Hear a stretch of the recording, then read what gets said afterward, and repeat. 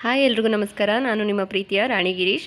ಹಾಗೆ welcome to Rani's lifestyle with family. ಇವತ್ತು ನಾನು ನಿಮಗೆಲ್ಲ ಒಂದು ಸೂಪರ್ ಆಗಿರೋ ಹೆಲ್ತ್ ಟಿಪ್ಸ್ನ ತೊಗೊಂಡು ಬಂದಿದ್ದೀನಿ.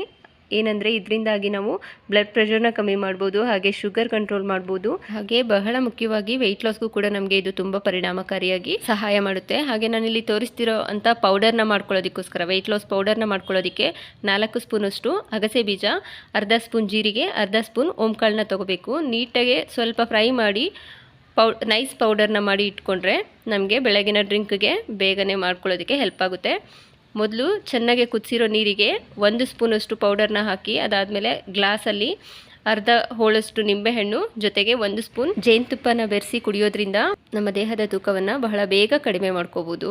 ಅಗಸೆ ಬೀಜದ ಪ್ರಯೋಜನಗಳನ್ನ ನಾನು ಡೀಪಾಗಿ ಎಕ್ಸ್ಪ್ಲೈನ್ ಮಾಡಿ ವಿಡಿಯೋನ ಯೂಟ್ಯೂಬಲ್ಲಿ ಹಾಕಿದ್ದೀನಿ. ಅದರ ಲಿಂಕು ಕೂಡ ಇದ್ರ ಮೇಲೆ ಡಿಸ್ಪ್ಲೇ ಮಾಡ್ತೀನಿ. ಪ್ಲೀಸ್ ಅಲ್ಲಿ ಹೋಗಿ ಚೆಕ್ ಮಾಡಿ ಇದರ ಅದ್ಭುತ ಪ್ರಯೋಜನನ ತಿಳ್ಕೊಳ್ಳಿ.